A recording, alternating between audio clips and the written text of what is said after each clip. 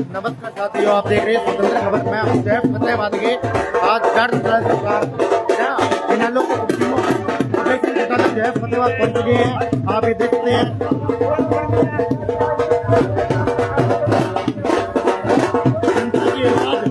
उठाने वाले इनालों के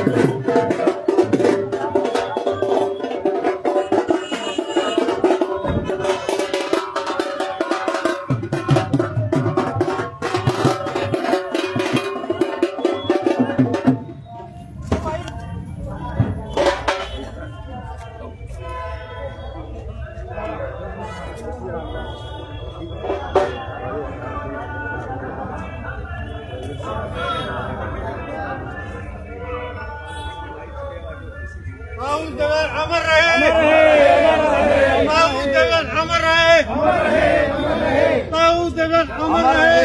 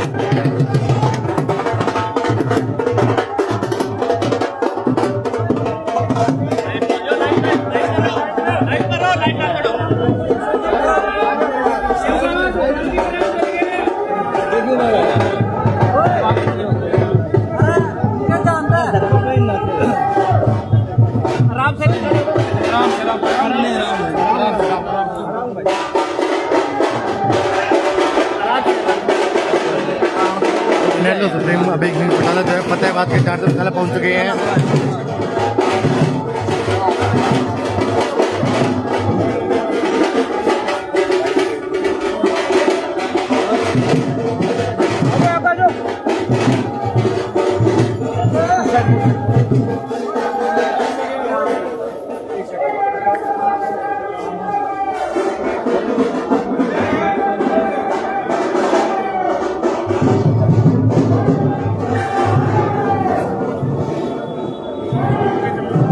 धर्मशाला में जुटे हजारों जो है लोगों के बीच जो है अभय सिंह चौटाला जो है फतेहाबाद के धर्मशाला में पहुंच गए हैं। ये आप देख सकते हैं।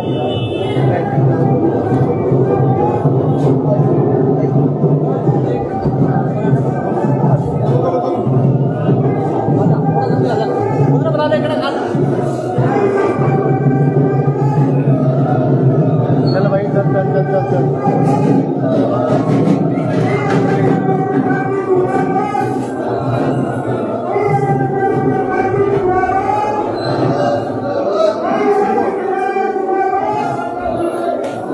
आप देखते हैं कार्यकर्ताओं के जो बीच में जो मीटिंग है वो जो है होनी है, तो जिसके लिए जो है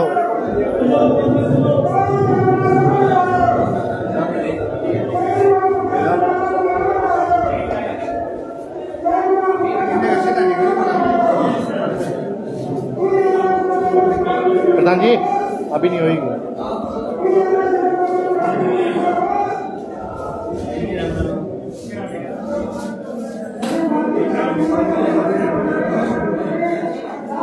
फतेहाबाद की जाट धर्मशाला में जुटे हजारों कार्यकर्ताओं के बीच में जो है हरियाणा की दिल की धड़कन जो और इनेलो के सुप्रीमो अभय सिंह चौटाला जो है फतेहाबाद की जाट धर्मशाला पहुंच गए हैं और जो है आज हजारों कार्यकर्ताओं से जो मिलेंगे।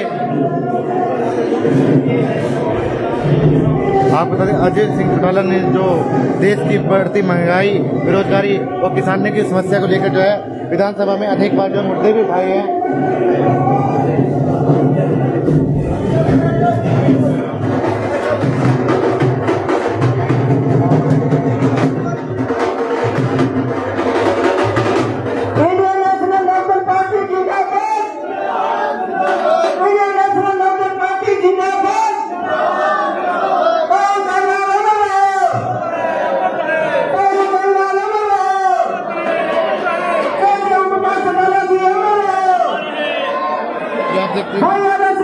हजारों कार्यकर्ता जो यहाँ पे मौजूद है और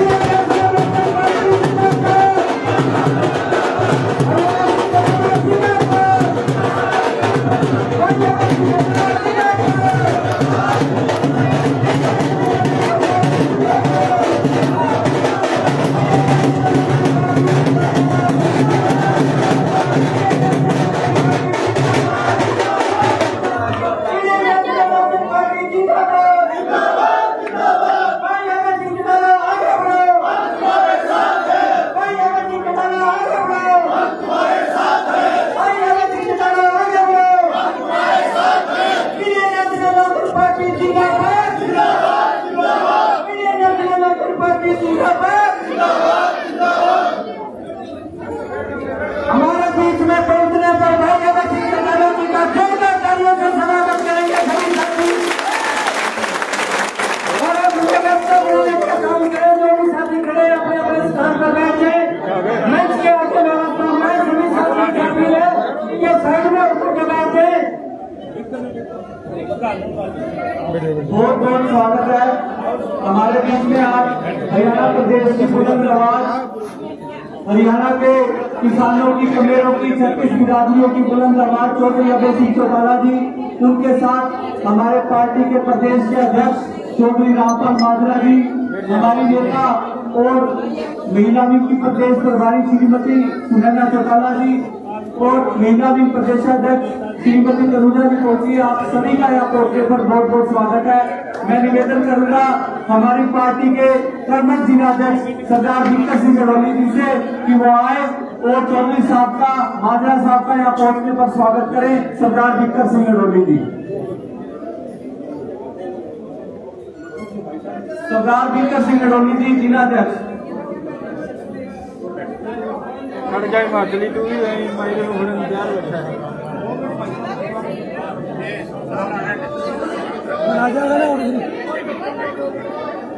प्रधान जी नहीं है, प्रधान जी सरदार विक्टर सिंह गडोली जी आए और चौधरी साहब का यहाँ पहुंचने पर स्वागत करें।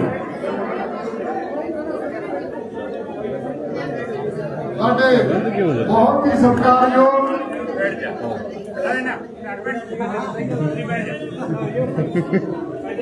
बहुत ही सत्कारयोग जब युद्ध में जोड़ा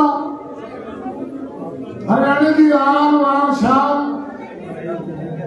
चौधरी अभय सिंह चौटाला जी का मैं फतेहबाद स्वागत करता, धन्यवाद करता। जी आया उन्होंने नाल रामपाल माजरा जी प्रदेशाध्यक्ष, उन्होंने बहुत बहुत धन्यवाद। भैन सुनैना चौटाला जी का धन्यवाद। साडे बहुत ही सत्कारयोग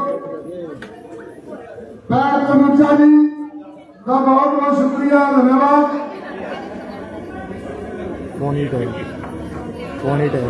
साडे पूर्व प्रधान दविंदर सिंह कैरो जी,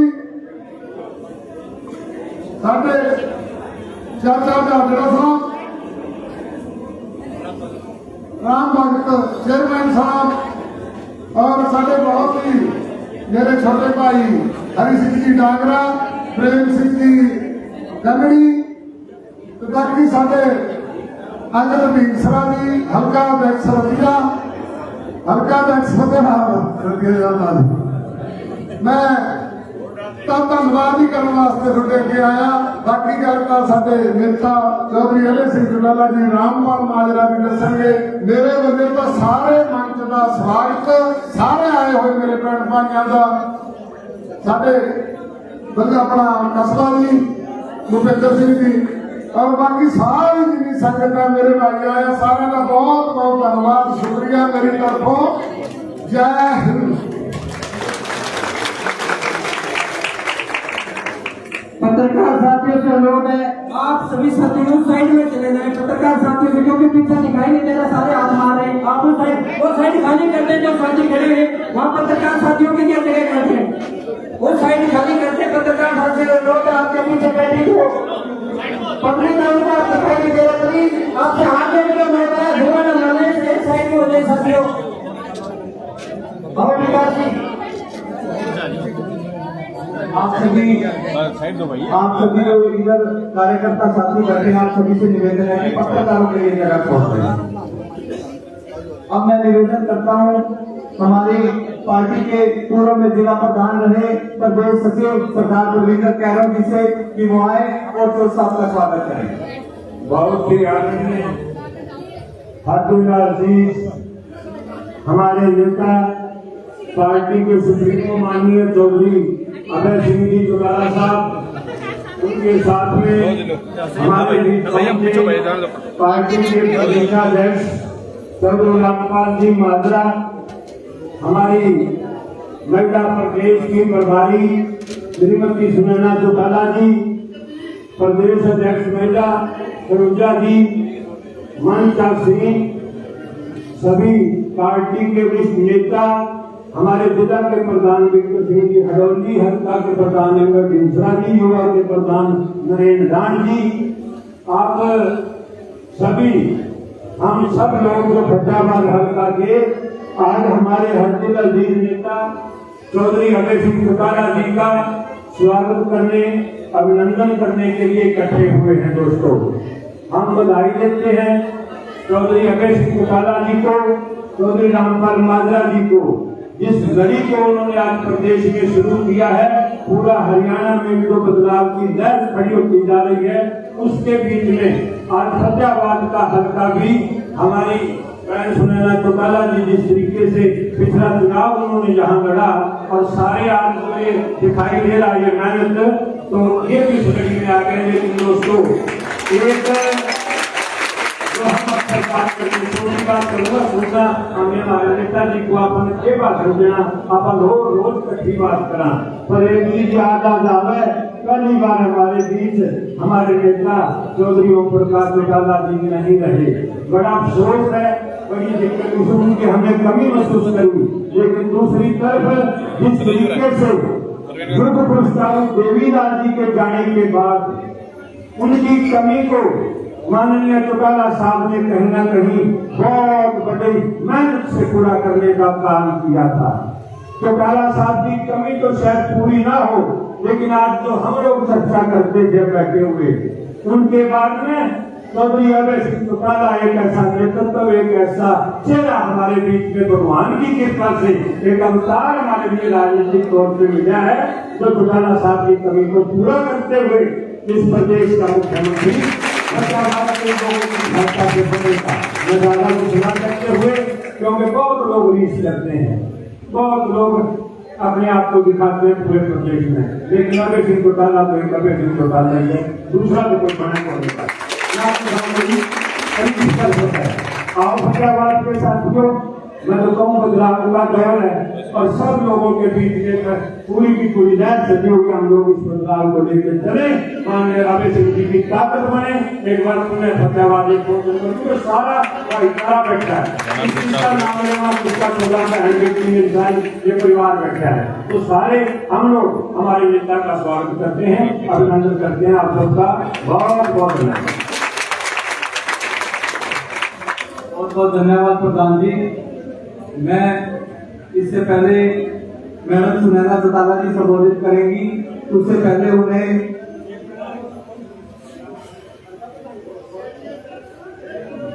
उससे पहले हमारे फतेहाबाद के हल्का प्रधान अंगद ढींगसरा जी सभी का स्वागत करेंगे। हमारी पार्टी के सुप्रीमो चौधरी अभय सिंह जी चौटाला, उनके साथ आए हुए हमारी पार्टी के प्रदेशाध्यक्ष रामपाल माजरा जी, उनके साथ श्रीमती सुनैना चौटाला जी व पार्टी के प्रदेशाध्यक्ष श्रीमती तनुजा जी का यहाँ पहुँचने पर हमारे फतेहाबाद हल्के की तरफ से, हमारी टीम की तरफ से उनसे मेरा हार्दिक अभिनंदन है, स्वागत है।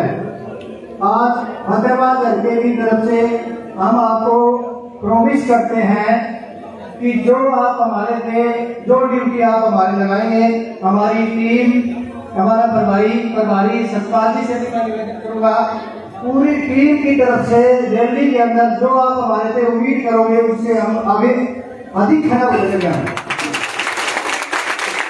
ज्यादा न कहते हुए हमारी पूरी फतेहाबाद की टीम से आपका बहुत बहुत धन्यवाद है, स्वागत है। मैं निवेदन करूंगा महिला विंग की हमारे प्रदेश प्रभारी हरियाणा प्रदेश में महिलाओं की बुलंद आवाज श्रीमती सुनैना चौटाला जी से, और कि वो आए और अपनी बात रखें। उससे पहले सुनैना चौटाला जी का यहाँ पहुंचने पर पार्टी की ओर से इनेलो महिला विंग की जिला अध्यक्ष श्रीमती प्रियंका सिहाग जी, मैडम सुमलता सिवाड़ जी, सुशीला पिलानिया जी, मैडम सुनैना चौटाला जी और हमारी इनेलो महिला विंग की प्रदेशाध्यक्ष तनुजा जी का स्वागत करेंगे। मैडम पूजा किरदान जी वो भी आए और स्वागत करें। मैडम सुनैना चौटाला जी।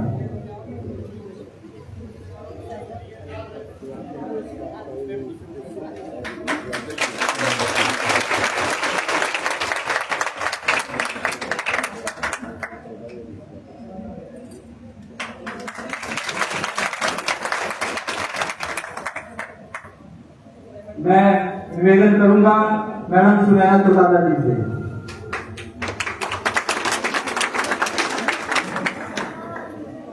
बहुत बहुत धन्यवाद।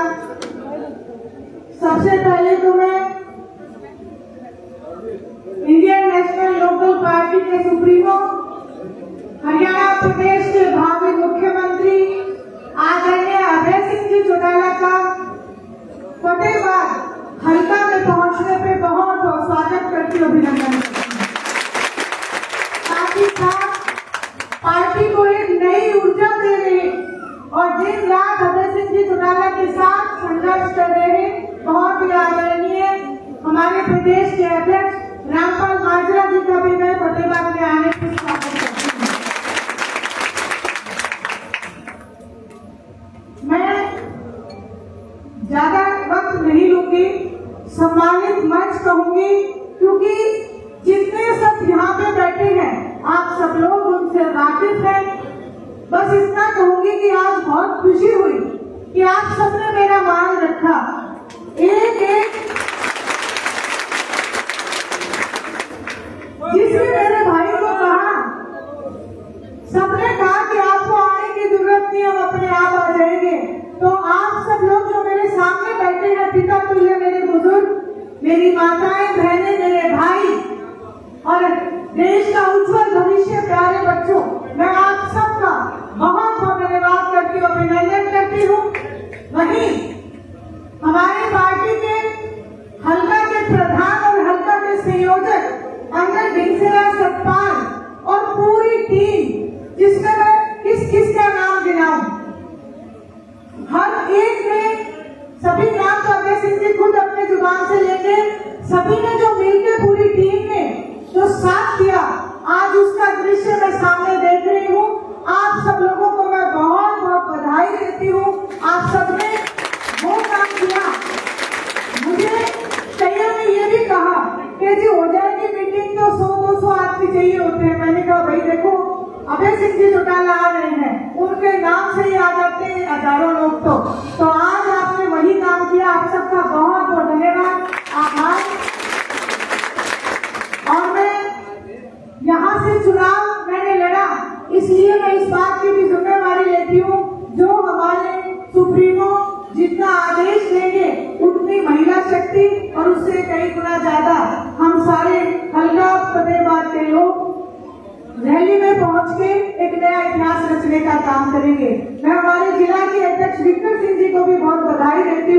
क्योंकि वो भी गांव-गांव गए थे, सबको निमंत्रण देके आए थे।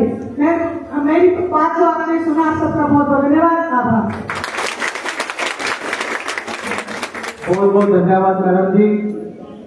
मैं निवेदन करूंगा हमारी पार्टी के प्रदेश के अध्यक्ष पूर्व मेरा मंत्री चौधरी रामपाल माजरा जी से कि वो आए और हमारा मार्गदर्शन करें। उससे पहले फतेहाबाद में पहुंचने पर चौधरी रामपाल माजरा जी का हमारे यहाँ पार्टी की तरफ से कृष्ण मांझू जी, सतपाल जी, राजू चाहर जी, विनोद कोटारा जी, राजेश एडवोकेट जी, अमन शर्मा जी, हनुमान बाबू जी, भागीराम सोनी जी, आप सभी जो साहब का यहाँ पहुंचने पर पगड़ी डालकर स्वागत करेंगे। और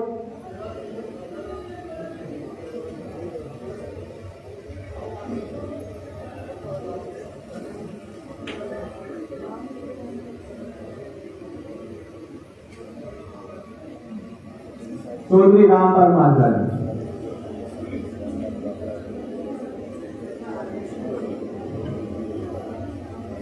बहुत ही सम्मान के योग हमारी पार्टी के राष्ट्रीय अध्यक्ष चौधरी अभय सिंह चौटाला जी, यहाँ के जिला के अध्यक्ष शेखर सिंह जी, हमारी महिला सेल की प्रभारी सोनानू चौटाला जी, प्रदेश की अध्यक्ष तनुजा कश्यप जी, बहुत ही सम्मान के योग यहाँ के पूर्व में रहे प्रधान बलविंदर कैरो जी, यहाँ के हल्का अध्यक्ष संदर जी और तमाम पार्टी के निष्ठावान समर्पित कार्यकर्ता मित्रों साथियों, सर्वप्रथम तो मैं आज की इस सफल मीटिंग के लिए आप सबको बहुत बधाई देता हूँ, बहुत मुबारकबाद देता हूँ।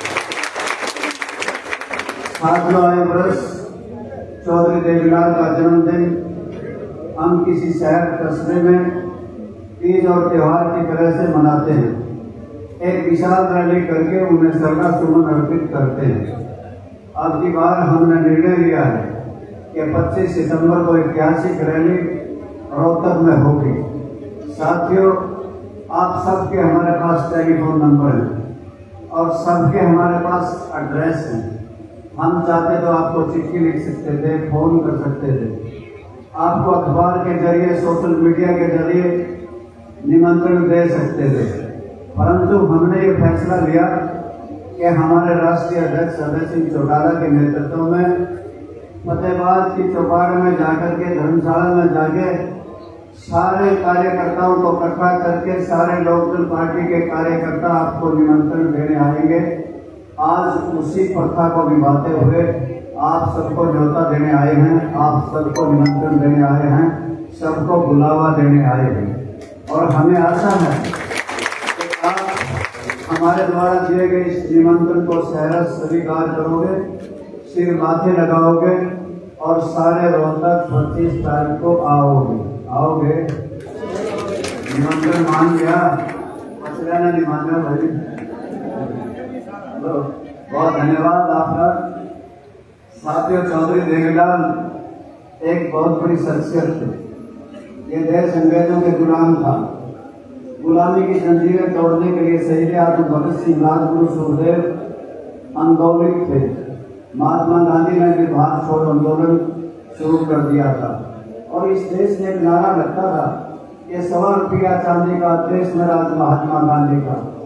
आजादी के मतवाले चौधरी देवीलाल ने 14 वर्ष की उम्र में आजादी का झंडा उठाया और महात्मा गांधी के इस नारे से ओतप्रोत होकर के खुद भी नारा लगा दिया कि ₹1 चांदी का देश में राज महात्मा गांधी का। अंग्रेजों ने चौधरी देवीलाल को जेल में भेज दिया। केवल 12 साल की बाल्यकाल में आजादी की लड़ाई लड़ने वाले चौधरी देवीलाल, ये जो आजादी आई शहीद आजम भगत सिंह, राजगुरु सुखदेव की कुर्बानियों से, महात्मा गांधी श्री के नेताओं के आंदोलनों से और चौधरी देवीलाल जैसे नेताओं के जेल जाने से आई थी। उस आजादी के मतवाले स्वतंत्रता सेनानी चौधरी देवीलाल का जन्मदिन है, जिसके लिए आप सबको बुलाने आए। साथियों, ये हरियाणा प्रदेश चाहे गुड़गामा है, चाहे नारनौल है, महेंद्रगढ़ है, पलवल है, पिंजौर है, कालका है, गंगानगर है, कुरुक्षेत्र है, फतेहाबाद है, सिरसा है, ये पिछड़ा हुआ इलाका था। टैक्स तो यहाँ से इकट्ठा होता था, लगता पंजाब में था। हमारे ना सड़कें थी, ना नहरें थी, ना बिजली थी, ना स्कूल थे, ना हॉस्पिटल थे, ना कोई यूनिवर्सिटी थी। चौधरी देवीलाल ने महसूस किया कि मैं एक ऐसा हरियाणा बनाऊं जो विश्व के सतह पर चमके। 1 नवंबर 1966 को चौधरी देवीलाल के प्रयासों से, उनके आंदोलनों से हरियाणा प्रदेश बना। उस हरियाणा प्रदेश के बनाने वाले चौधरी देवीलाल का जन्मदिन है, जिसके लिए आप सबको निमंत्रण देने आए। आप सबको पता है कि 1977 में चौधरी देवीलाल हरियाणा प्रदेश के मुख्यमंत्री बने। अब साइकिल पे, रेडियो पे, टेलीविजन पे, ट्रैक्टर पे टैक्स होता था। जहाँ साइकिल का, रेडियो का, टेलीविजन के टोकन खत्म किए, वहीं ट्रैक्टर को किसान का काटा डिक्लेयर कर दिया। 6 एकड़ का मालिया माफ कर दिया। पक्के खाने में खर्चे माफ हुए थे। गरीब की बेटी की शादी में कन्यादान की स्कीम शुरू हुई थी। गरीब जच्चा बच्चा मां की रखाई के लिए शानरा और पनीरी के 500 रुपए पहली बार बांधे गए। आप सबको पता होगा, काम के बदले अनाज की योजना शुरू हुई। गांव-गांव में सड़कें बनी थी, गलियां बनी थी, भिन्न जातियों की चौपालें बनी थी, स्कूल बने थे, अस्पताल बने थे। और इतना ही नहीं साथियों, आप सब इस बात को भली प्रकार जानते हैं कि सरकार ने किस प्रकार से जनता के मुफाद में काम किए। जहाँ किसानों का दर्द तो मारदा से किया, वहीं अगर फसलें ओलावृष्टि से बर्बाद हो जाए, प्राकृतिक आपदा आ जाए, तो चौधरी देवीलाल ने पहली बार मुआवजा किसान को देने का कानून बनाया। और जहाँ चौधरी देवीलाल ने किसान, मजदूर, मजलूम और गरीब पे 10,000 तक के कर्जे माफ कर दिए।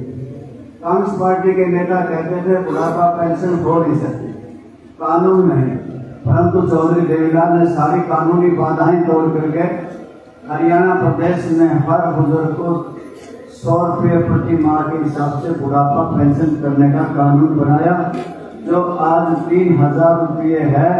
उस चौधरी देवीलाल का जन्मदिन है, जिसको मनाने के लिए आप सबको निमंत्रण देने आए। साथ में मुझे याद है, जो बात मेरे दिल में ज्यादा चौधरी देवीलाल के प्रति सम्मान करती है। हर किसान का सीना चौड़ा हो जाता है। मुझे याद है, मोरारजी देसाई इस देश के प्रधानमंत्री, चौधरी चरण सिंह इस देश के गृह मंत्री थे, और चौधरी देवीलाल हरियाणा प्रदेश के मुख्यमंत्री थे। मोरारजी देसाई ने चौधरी चरण सिंह को बर्खास्त कर दिया। किसानों ने फैसला कर लिया कि हम चौधरी चरण सिंह के जन्मदिन को लाखों की तादाद में दिल्ली पहुंच के वोट क्लब में मनाएंगे, और किसानों का अपमान हुआ, इसका बदला लेंगे। तो चौधरी देवीलाल ने ऐलान कर दिया कि मैं भी इस रैली में आऊंगा, मैं भी किसानों को लेकर के आऊंगा। तत्कालीन प्रधानमंत्री मोरारजी देसाई ने चौधरी देवीलाल को बुलाया और ये कहा कि आप किसान रैली में नहीं आओगे, चौधरी चरण सिंह का जन्मदिन नहीं मनाओगे। तो चौधरी देवीलाल ने कहा था कि किसान का बेटा पहले हूँ, बाद में मुख्यमंत्री हूँ। लाखों किसानों को लेकर दिल्ली के वोट क्लब पे आऊंगा और चौधरी चरण सिंह का जन्मदिन मनाऊंगा, और किसानों का कमेरे का झंडा लाल किले पर लहरा करके जाऊंगा। चौधरी देवीलाल के मुख्यमंत्री पद तो गया, परंतु इस देश में एक बदलाव आया था। मोरारजी देसाई की सरकार गई थी, चौधरी चरण सिंह इस देश के प्रधानमंत्री बने थे, और चौधरी चरण सिंह ने इस देश के किसानों का झंडा लाल किले से लहराया था। साथियों, उस हस्ती का जन्मदिन है जिसके लिए आपको न्योता और निमंत्रण देने आए थे। आपने सबने इस बात का खूब पता है कि देश के चुने हुए लोकसभा के सदस्यों ने चौधरी देवीलाल को इस देश के प्रधानमंत्री का ताज पहनाया। चौधरी देवीलाल ने कहा था, रघुकुल रीत सदा चली आई, प्राण जाए पर वचन न जाए। तो चौधरी देवीलाल ने अपने सर का ताज उतार के विश्वनाथ प्रताप सिंह के सर पर रख दिया था। उस चौधरी देवीलाल का जन्मदिन है, जिसके लिए आप सबको बताने आए। साथियों, चौधरी देवीलाल न किसी जाति में, धर्म में, मजहब में विश्वास करते थे। वो तो समाजवाद की लहर लेके आए थे। भारतीय जनता पार्टी जातिवाद और धर्म की जहर लेकर के आई।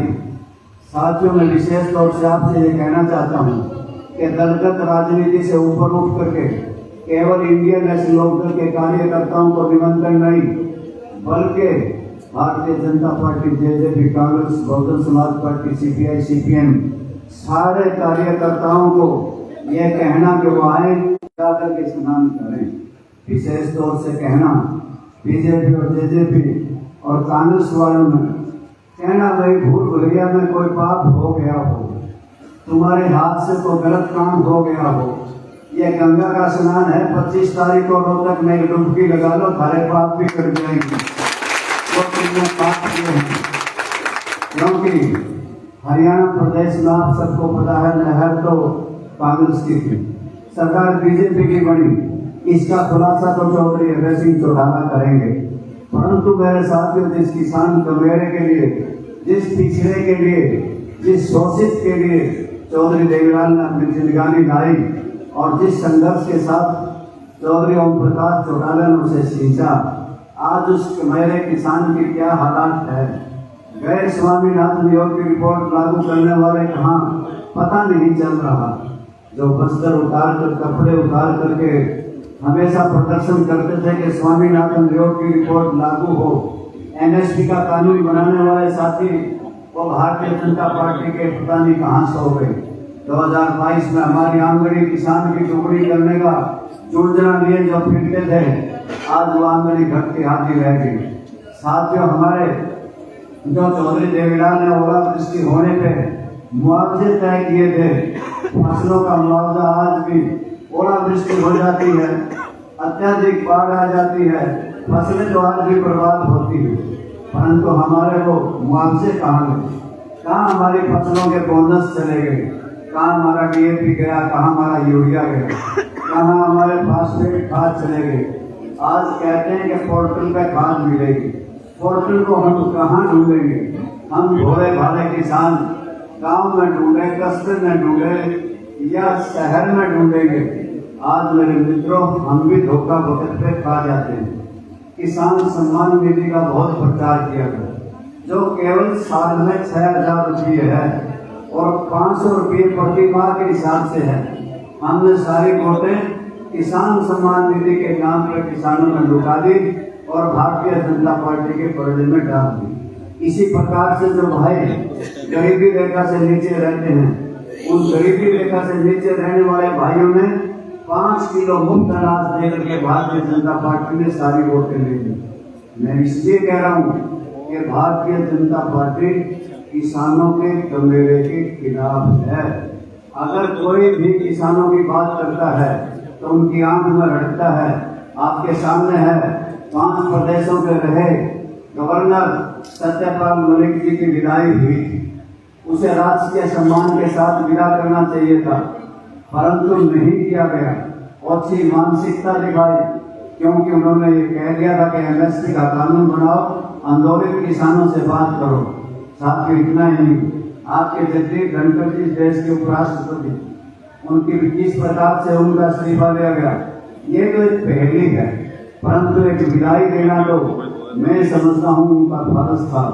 भारतीय जनता पार्टी ने अपनी अच्छी मानसिकता दिखाई, उन्हें विदाई पार्टी तक भी नहीं दी। साथियों, आज स्थिति जहाँ किसान की दुर्गति की है, वही हरियाणा प्रदेश का अगर देखोगे तो उसका और भी बुरा हाल है। आज हरियाणा प्रदेश कर्जे लेने में नंबर 1 पे है, 3,52,000 करोड़ का कर्जा सिर पे है, और कर्जे की जब किस्त आती है तो फिर कर्जा लेकर के किस्त बांटते हैं। यानी कि हरियाणा प्रदेश की अर्थव्यवस्था डामाडोल कर दी।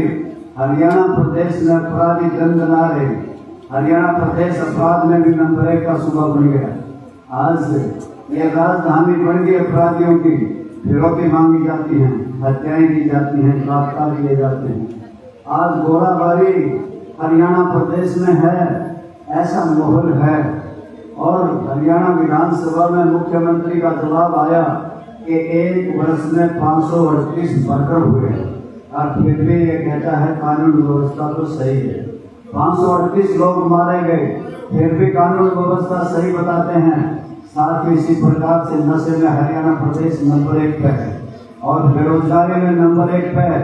आज बेरोजगार नौजवान पलायन कर रहा है।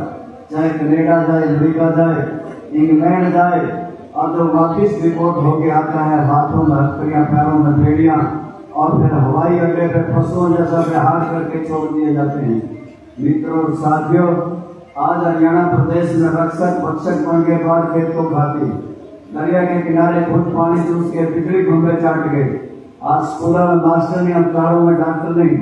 आज जल घर जल बिल सुन रहे हैं, बिजली घर बिजली बिल सुन रहे हैं। आज हरियाणा प्रदेश में आयुष्मान कार्ड हैं, परंतु इलाज नहीं है। आज हरियाणा प्रदेश में बीपीएल कार्ड बनाए गए। इलेक्शन से पहले 76% जनता को गरीबी रेखा में दिखाया गया। वोट लेने के बाद सब पे तरह तरह की शर्तें लगा के काट दी, और हरियाणा विधानसभा में बताया गया कि 9 लाख हमने बीपीएल कार्ड काट दिए, अभी और भी काटने बाकी हैं। साथियों, इतना ही नहीं, आज हरियाणा प्रदेश की दुरुस्ती हो, किसान कमेरे की, मजदूर की दुरुस्ती हो, आज फिर हमें याद चौधरी देवीलाल का जमाना आता है। चौधरी ओम प्रकाश चौटाला याद आते हैं, और कैथल की भूरी मंडी में आपकी एक ऐतिहासिक रैली चौधरी देवीलाल के जन्मदिन पर कैथल की मंडी में हुई।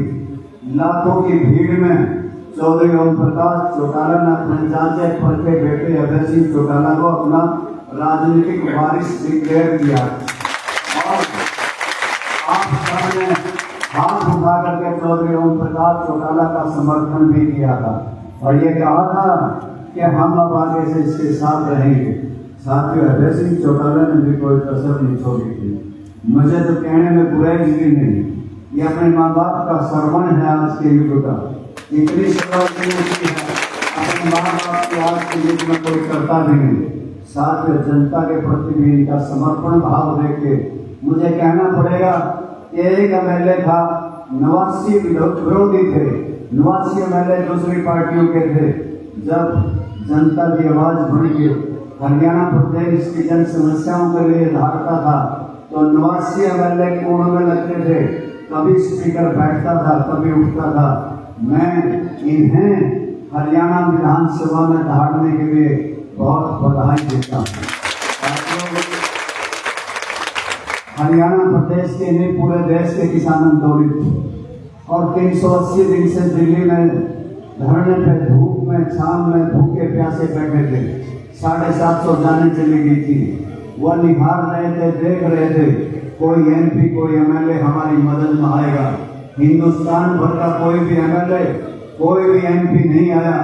केवल मां का लाल अभय सिंह चौटाला इलाहाबाद से त्याग पत्र लेके स्पीकर के पास पहुंचा, और स्पीकर को कहा कि मेरा इस्तीफा मंजूर करो, और जाकर के दिल्ली में किसानों के धरने में बैठ गया। वहाँ पे भंडारे लगाए, अस्पताल खोले। इतना कोई है आज, कोई पंची सरपंची जिला परिषद छोड़ने को तैयार नहीं, और अभय सिंह चौटाला ने इलाहाबाद के एमएलए से छोड़ दी। इससे फालतू किसानों के लिए क्या करेगा? साथियों, इतना ही नहीं, हरियाणा प्रदेश का भाखड़ा का पानी 9000 क्यूसिक से घटाकर 4000 क्यूसिक पंजाब सरकार ने कर दिया, तो कोई पार्टी नहीं बोली, सारी पार्टियों को सांप सूंघ गया। भारतीय जनता पार्टी को बोलना चाहिए था, उनके सिर पे आज हरियाणा प्रदेश की जिम्मेवारी है, और कांग्रेस पार्टी ने बोलना चाहिए था, उनके 37 विधायक हैं, परंतु केवल अभय सिंह चौटाला ललकारे कि 25 तारीख तक या तो पंजाब की सरकार, भगवत मान की सरकार पानी छोड़ दे, तो मैं नहीं तो रास्ते बंद कर दूंगा। 22 तारीख को ही पंजाब की सरकार झुकी, और हमारा पानी पूरा 22 तारीख को छोड़ दिया। इसी प्रकार से आपको पता ही है, आपके नजदीक है हरियाणा एग्रीकल्चर यूनिवर्सिटी, उसमें छात्रों पर लाठीचार्ज हुआ। कोई पार्टी का नेता नहीं गया, केवल अभय सिंह चौटाला वहां जाकर के समर्थन और सहयोग लेके आए, और वाइस चांसलर को 6 महीने की छुट्टी पे भिजवाने का काम अभय सिंह चौटाला ने किया। साथियों, एक किसान पानीपत में जिंदा जला दिया, कोई पार्टी मैदान में नहीं निकली, केवल मात्र इंडियन नेशनल लोकदल उसके नेता जाकर के डिप्टी कमिश्नर का घेराव किया, बड़ा प्रदर्शन किया, धरना दिया, और उस पीड़ित परिवार को न्याय दिलाने की भरपूर कोशिश करी। अगर हरियाणा प्रदेश में बिजली के रेट बढ़े तो सारी पार्टियों को सांस सुन गया। पंचकूला में हेड ऑफिस में जाकर के बिजली के हजारों कार्यकर्ताओं को साथ लेके वहां पे घेराव किया और सरकार को कहा कि राह रास्ते पे आओ और सीधे हो जाओ।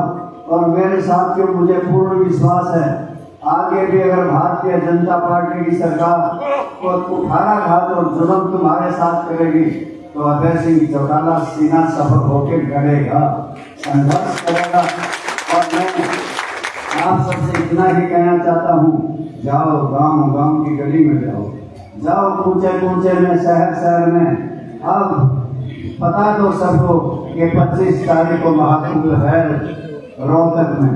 अगर आप लाखों की भीड़ में वहां पहुंच के फैसला उसी दिन हो जाएगा कि लोकदल पार्टी की लहर बन जाएगी, भारतीय जनता पार्टी जाएगी, लोकदल की सरकार आएगी और अभय सिंह चौटाला हरियाणा के मुख्यमंत्री होंगे। इस बात का फैसला से होगा। और मैं विशेष तौर से यहाँ के कार्यकर्ताओं को बधाई देते हुए एक और जिम्मेवारी लगा के जा रहा हूँ कि हर गांव में पोस्टर फ्लैक्स और होर्डिंग सारे के सारे और लगाएं और गाड़ियों पे माइक लगाएं और प्रचार में जुट जाएं और रैली को ऐतिहासिक कर दें। धन्यवाद। बहुत बहुत धन्यवाद प्रधान जी। मैं इससे पहले निवेदन करूं हमारे नेताजी से, उससे पहले 2 मिनट मैं लूंगा। अंकल जी, जो आपने इस बार हमें युवा इनेलो की जो टीम दी है वो बहुत ही बढ़िया। आज उन्होंने इस कार्यक्रम को सफल बनाने के लिए टोहाना, रतिया और फतेहाबाद में बहुत बढ़िया काम किया है।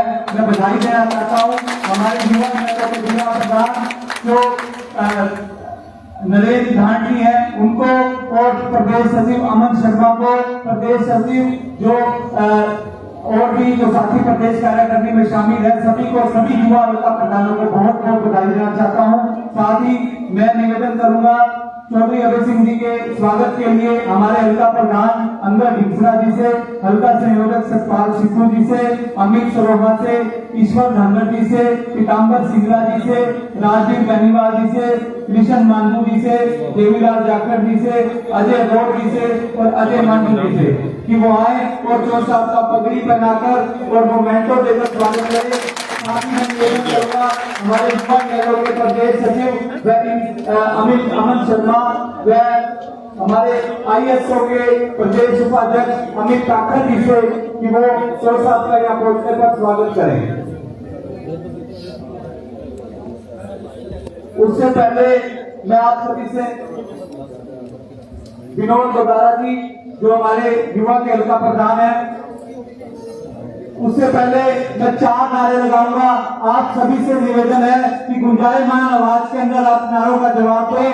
चौधरी देवीलाल अमर रहो, चौधरी ओम प्रकाश चौटाला अमर रहो, इंडियन नेशनल लोकदल पार्टी जिंदाबाद।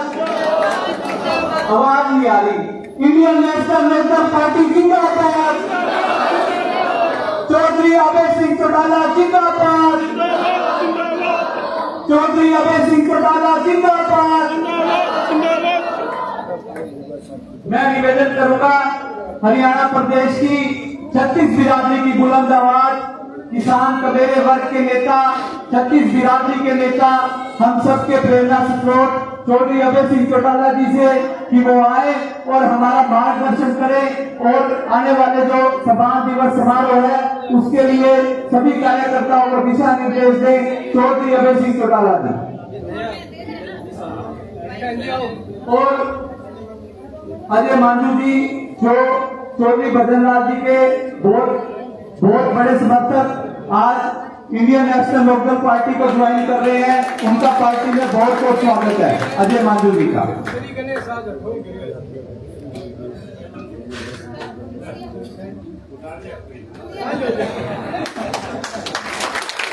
बहुत बहुत धन्यवाद।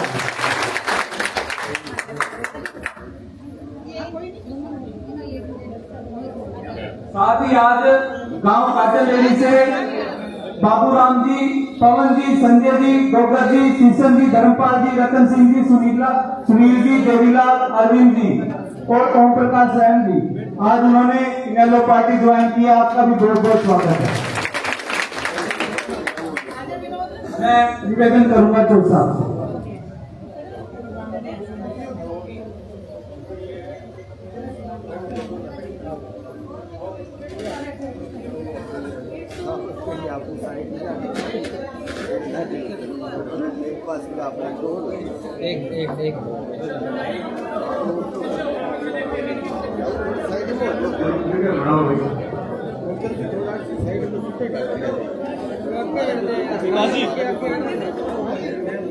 आदर और सम्मान के योग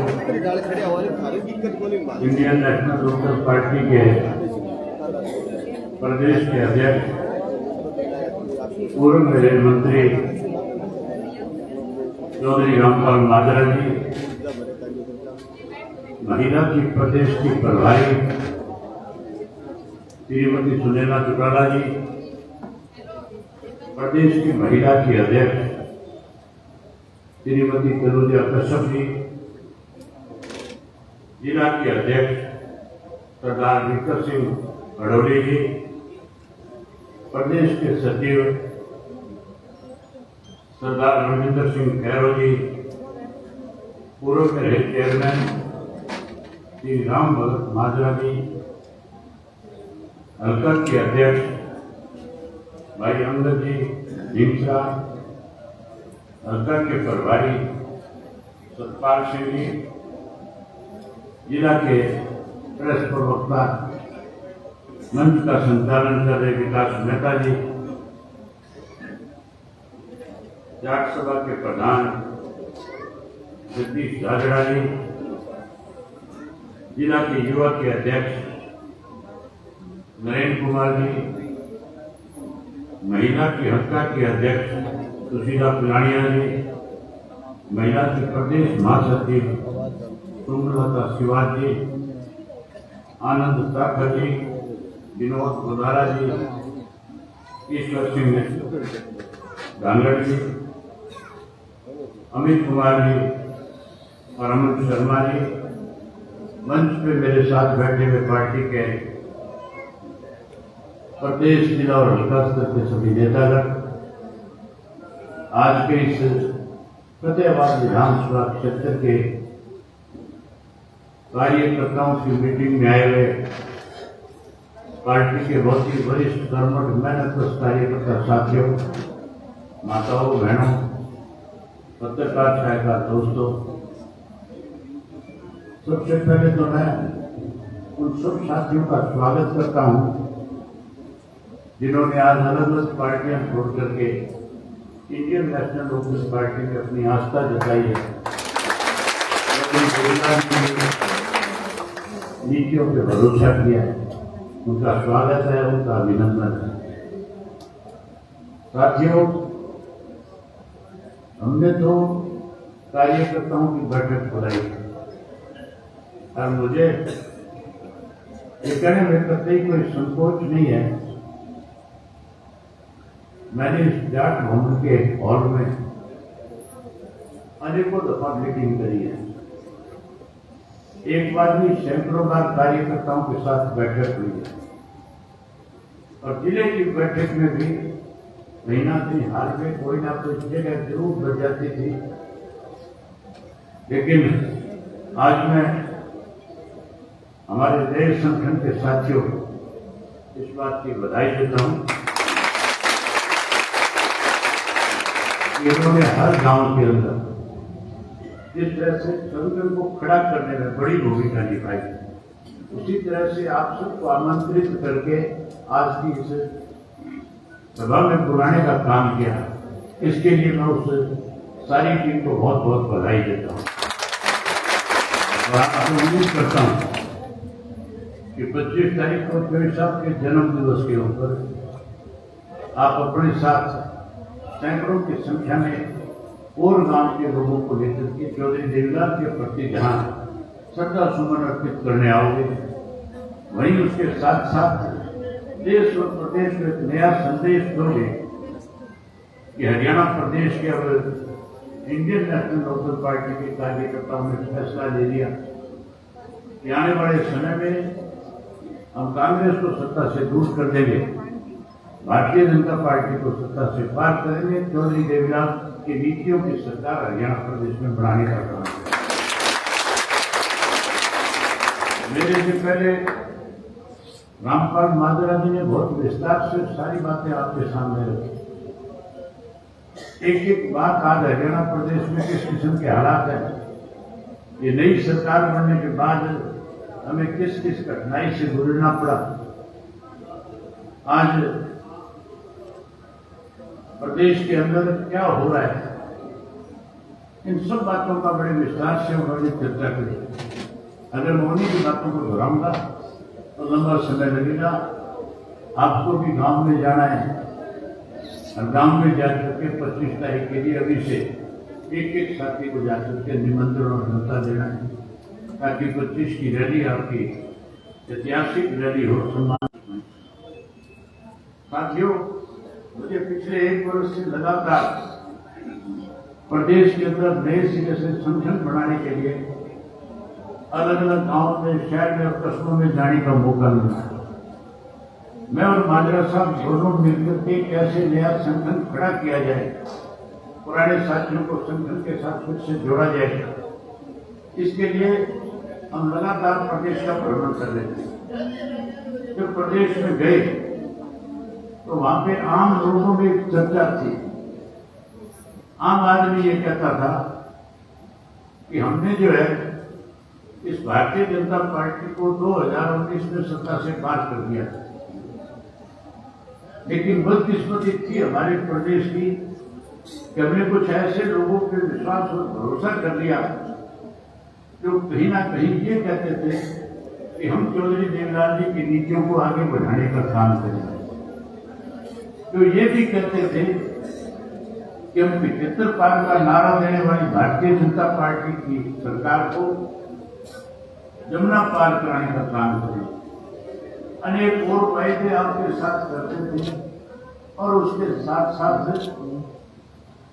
ये भी कहते थे कि हमें घर से निकाल दिया, हमारे से सब कुछ ले लिया और कहीं ना कहीं आपके बीच में बेचारे बन गए और आपसे सहानुभूति बटोरने का काम करते। आपने विश्वास किया, भरोसा जताया और उनको 10 MLA जिता करके दे दिए। अब लोग कहते हैं कि हमारे से बड़ी गलती हुई थी, भूल हुई थी। हमने 10 जिताए तो इसलिए थे कि वो चौधरी देवीलाल जी की नीतियों को आगे बढ़ाई, लेकिन उन्होंने हमारे साथ विश्वासघात किया। वहीं चौधरी देवीलाल की नीतियों को बीजेपी की गिरवी रखने का काम किया। साथियों, जब हम लोगों के बीच में जा रहे थे तो लोग ये कह रहे थे कि हमने उनका तो इलाज कर दिया, जिनके 10 जिता करके भेजे थे, जिन्होंने बीजेपी की सरकार बनाई थी, जिन्होंने 5 वर्ष तक लूट मचाई। MLA बनने के बाद जहां बीजेपी को सत्ता से बाहर रखना चाहिए था, वही उन्होंने बीजेपी की गोद में बैठ करके प्रदेश को दोनों हाथों से लूटने का काम किया। 19 से ज्यादा घोटाले इस सरकार में जो बीजेपी जेजेपी की थी उसमें हुए थे। अगर एक एक का विस्तार से जिक्र करूंगा तो बहुत लंबा समय लग जाएगा। साथियों, सबसे आजादी के नाम के ऊपर किसान की जेब से निकाल लिए थे, खा गए थे। उसके बाद लॉकडाउन बन गया था, कोरोना काल आ गया था। उस कोरोना काल के अंदर जब सरकार की जिम्मेवारी बनती थी लोगों में विश्वास पैदा करने की, उन्होंने विश्वास पैदा करने के बजाय शराब घोटाला करने का काम किया। वो भी हजारों करोड़ का घोटाला था। उसके बाद फिर एक रजिस्ट्री घोटाला हुआ और रजिस्ट्री घोटाले के बाद फिर साथियों इस हरियाणा प्रदेश के अंदर पढ़े लिखे नौजवान की जेब से पैसे कैसे निकाला जाए उसके लिए पेपर घोटाला भी किया गया। और फिर उसके बाद एक और घोटाला हुआ तो सरकारी दवाइयां की खरीद हुई थी। 450 करोड़ रुपए की सरकारी जो दवाइयां थी जो केवल कागजों में दिखाई गई थी, अपनी जेबों में डालने का काम किया। इस तरह के 19 से ज्यादा घोटाले थे। लोगों ने एक फैसला कर लिया था, मन बना लिया था कि अब इनको सत्ता से बाहर करेंगे। जहां बीजेपी को सत्ता से बाहर करने की बात कर रही थी, वहीं उसके साथ साथ ये भी पूरे प्रदेश में चर्चा का विषय था कि कांग्रेस पार्टी को सत्ता में लेकर के आए। कांग्रेस की बात लोग करते थे कि कांग्रेस का राज बनेगा। बहुत से लोगों ने विचलित होकर के, परेशान होकर के, एक भावुक होकर के कांग्रेस के पक्ष में वोट डाल करके कांग्रेस को 37 MLA जिता करके कांग्रेस का तो राज बनाना चाहते थे लोग। लेकिन कहीं ना कहीं कांग्रेस से षड्यंत्र कर रहे थे कि कांग्रेस की सरकार बनने के बजाय भाजपा का राज फिर से बढ़े। इसके लिए फिर एक नया षड्यंत्र किया गया। जब चुनाव हुआ विधानसभा का, हम जब लोगों के बीच में जाते थे, हम जब लोगों को ये बात समझाते थे और कहते थे कि कांग्रेस के लोग जो है भाजपा के साथ मिले। मैं जब हुड्डा के बारे में खुल करके कहता था कि भूपेंद्र सिंह हुड्डा ने अब अनेक दफा ऐसे मौके आए थे जब इसने भाजपा की मदद करने का काम किया।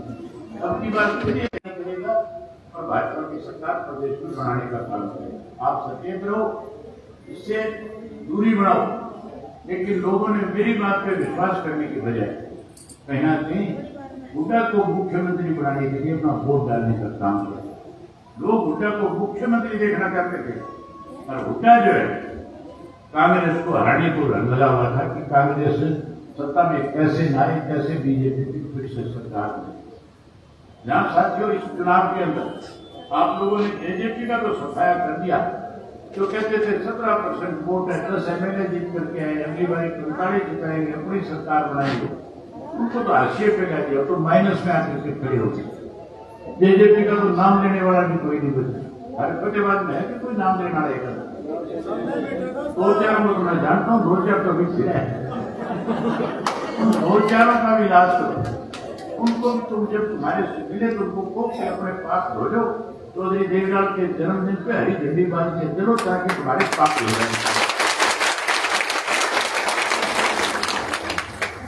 यहां साथियों इसका तो मामला साफ होगा, लेकिन कांग्रेस पार्टी ने किस तरह से भाजपा की मदद करी इसके बारे में बताया नहीं आपको। अब आम चर्चा क्या है लोगों के बीच में, क्या कहते हैं तीसरी सरकार किसने बनाई,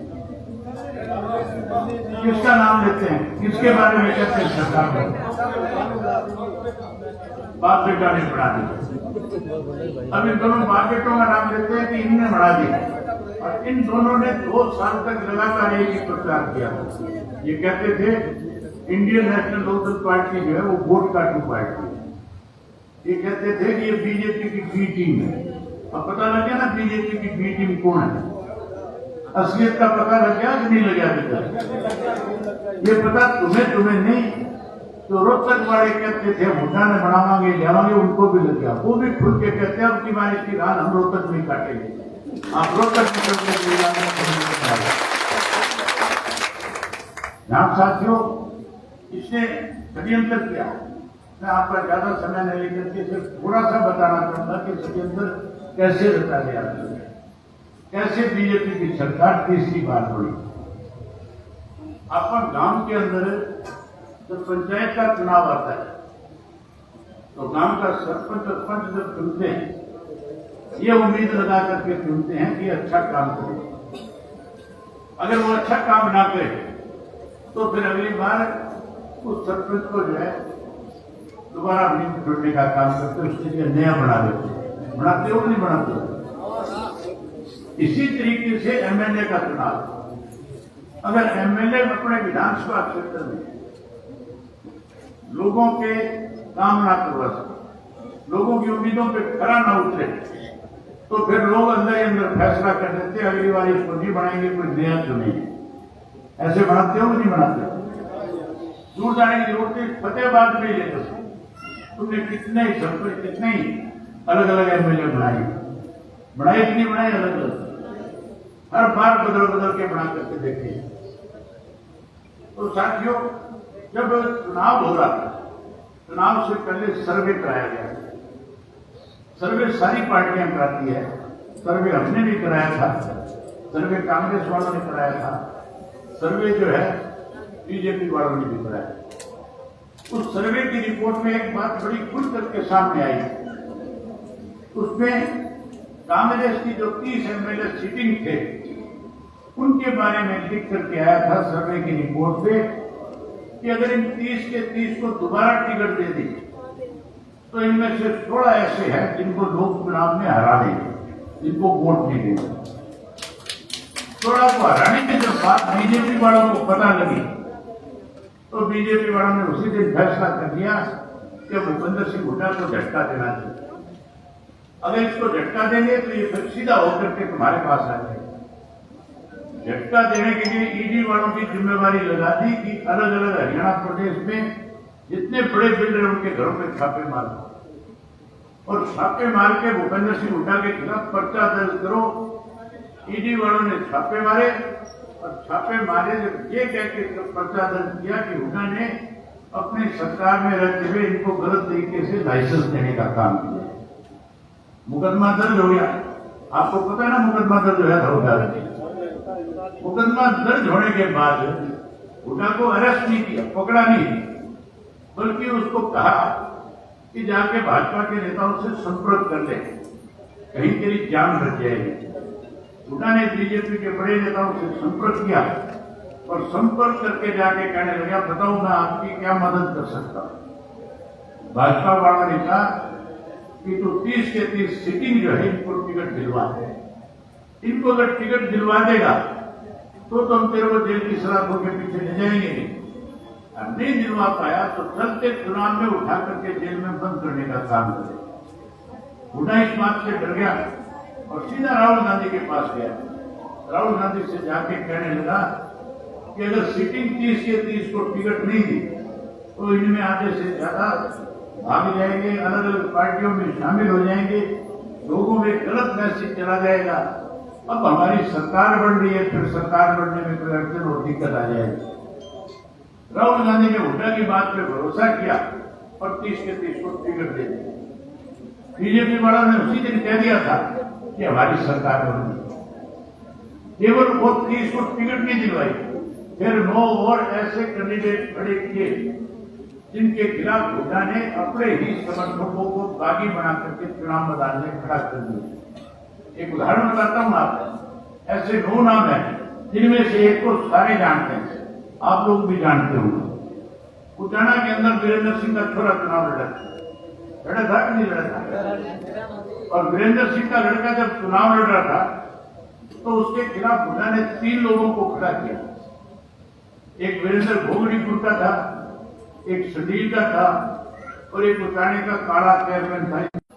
और उनको ये कह करके खड़ा किया कि तुम चुनाव लड़ो, जितने वोट आएंगे आ जाएंगे, तुम चुनाव हार भी जाओगे, कोई फर्क नहीं पड़ता। मैं चीफ मिनिस्टर बनूंगा, कल तो ये विजेंद्र जो है मेरे लिए कठिनाई पैदा करेगा, इसकी राम काटो।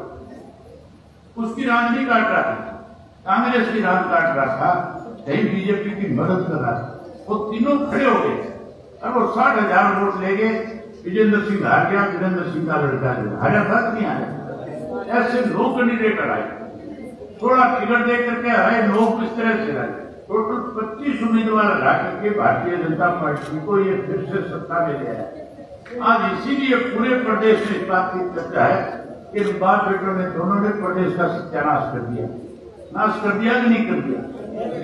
हमारे लिए ये कहते थे ये वोट का टू है, ये बीजेपी की बी टीम है। अब पता लग गया ना बीजेपी की बी टीम कौन है।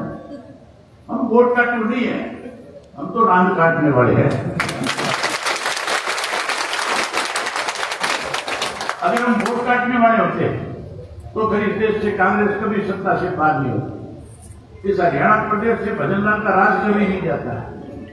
इस हरियाणा प्रदेश से बंसीलाल की सरकार कभी खत्म नहीं होती। हमने तो वोट काट करके इनकी रान काटने का काम किया। इंडियन नेशनल लोकल पार्टी का कार्यकर्ता इतना मुस्तैदी और मजबूती के साथ चुनाव लड़ता रहा है कि उन्होंने एक बार नहीं 4 बार कांग्रेस पार्टी को हरियाणा प्रदेश की सत्ता से पार करने का काम किया। आपने 1977 में बार किया। आप लोगों के वोट की ताकत की वजह से, कार्यकर्ताओं के हौसले और संघर्ष की वजह से हमने 87 में फिर कांग्रेस पार्टी को सत्ता से बात किया। उसके बाद तीसरी बार जब 99 में बंसीलाल की, कांग्रेस की और बीजेपी की मिलकर के सरकार में हमने उस सरकार को धूल चटाने का काम किया। उसके बाद 2000 के जो चुनाव हुए उन चुनाव में फिर कांग्रेस को सत्ता से दूर कर दिया। फिर सरकार आप अपनी बढ़ा के आए थे। अब फिर हालात उस किस्म के हो गए, बीच में हालात ऐसे पैदा हो गए थे कि हमारी पार्टी का कार्यकर्ता कहीं मायूस हो रहा था, कई कार्यकर्ता फट गए थे। लेकिन अब पिछले 1 साल से हालात बदल चुके हैं। अब हरियाणा प्रदेश में जो कोई हमारा साथी गलती से किसी दूसरी पार्टी के साथ जाकर के खड़ा हो गया था, अब वो फिर घर वापसी कर रहा है। आज उसी का नतीजा है कि जहां हमने कार्यकर्ताओं की मीटिंग बुलाई थी, आज वो सभा में तब्दील होगी। आज घर वापसी कर रहा है।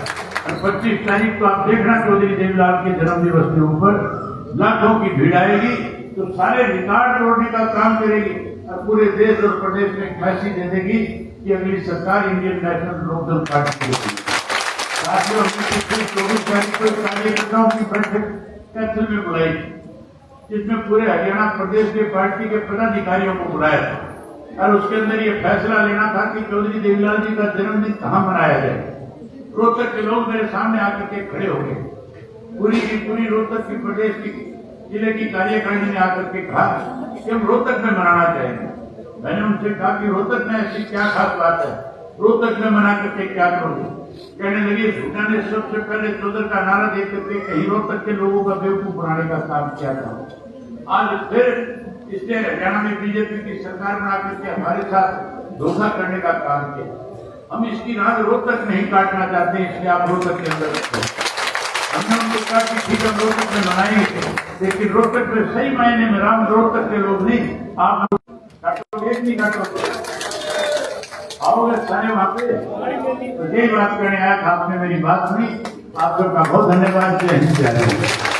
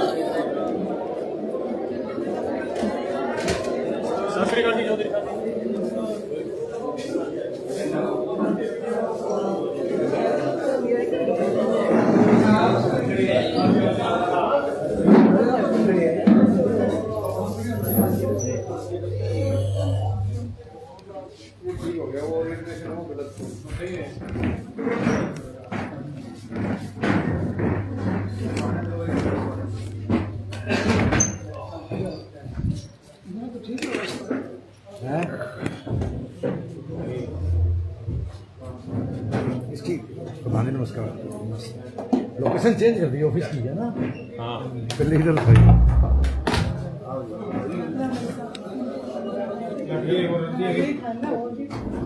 बधाई है भाई, तेरी मीटिंग कल पड़ी आई। थारो नाम सुन के आए जी सारा। मेहनत भी करिए थे। नहीं थारो अब तो नए संगठन की करामा। बिल्कुल सारे बहुत बिल्कुल। एक नमस्कार। नमस्कार, क्या हाल है? बहुत बढ़िया। और ठीक है सब बढ़िया। क्या खबर है? खबर तो आप बढ़वाओगे। आपका धन्यवाद जी, उधर जसपाल की मदद करे आए, अच्छी बात है। करनी थी ये बहुत बढ़िया काम किया है। बहुत बढ़िया काम किया बहुत ही जी। जरूरत थी उसको, परिवार को। कि परिवार को जरूरत भी है उसको। नमस्कार नमस्कार। अरे बने प्रधान ने बन बोला भाई, विक्र को बोला अंदर तो विक्र को वो सतपाल को भी बुला लो इसमें। नीला पास मुझे बता विक्टर सिंह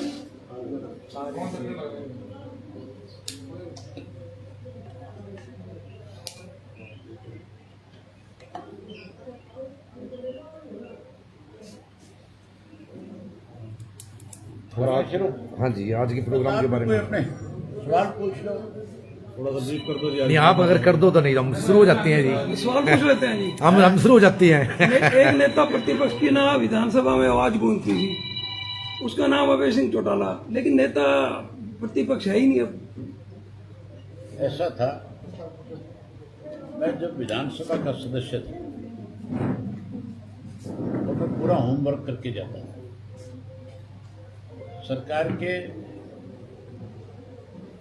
सामने ऐसे आंकड़े ले जाकर के पेश करता था कि जो अधिकारी प्रेस लॉबी में बैठते थे वो भी हैरान रह जाते थे भी ये सारी चीजें अभय सिंह जी के पास कहाँ से आई हैं।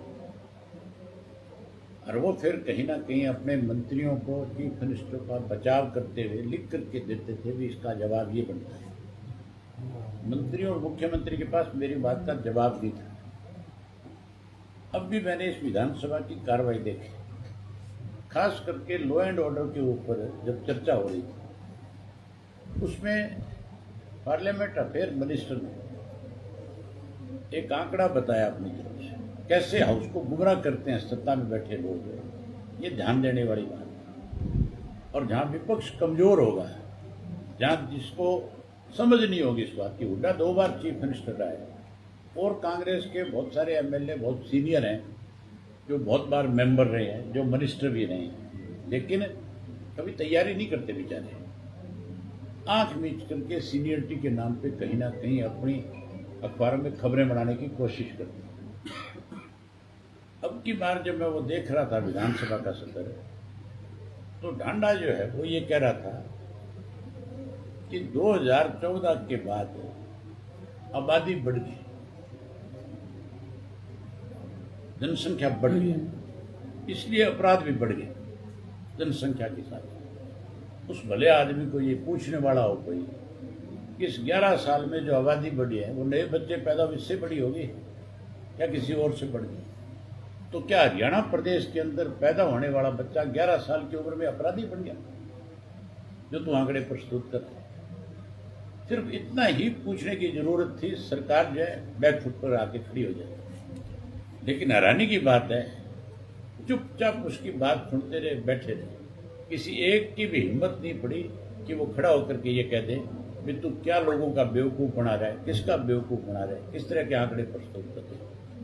इसलिए मैं ये कहता हूं कि आज भी हरियाणा प्रदेश के अंदर विपक्ष अगर कोई है तो इंडियन नेशनल लोकदल पार्टी है।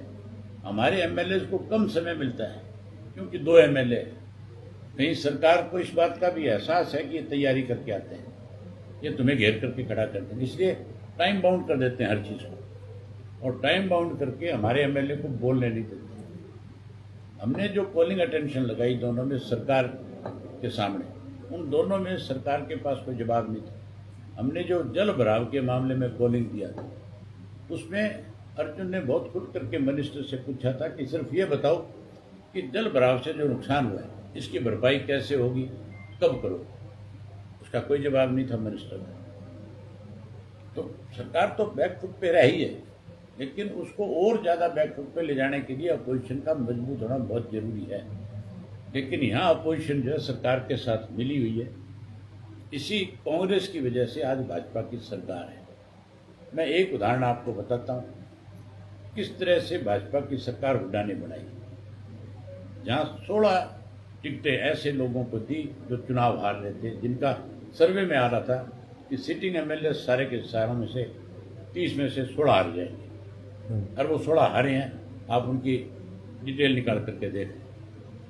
उसके बाद 9 और हराए इसने। ऐसे 9 कैंडिडेटों के सामने अपने कैंडिडेट खड़े कर दिए जो इसके चहते लोग थे, जिनको बाकी नाम दे दिया गया। एक बड़ा उदाहरण है, वीरेंद्र सिंह का लड़का जो है उससे हुड्डा को ये डर था कि अगर ये जीत करके आ गया, कांग्रेस की सरकार बन गई, तो ये तेरे को परेशान करेगा।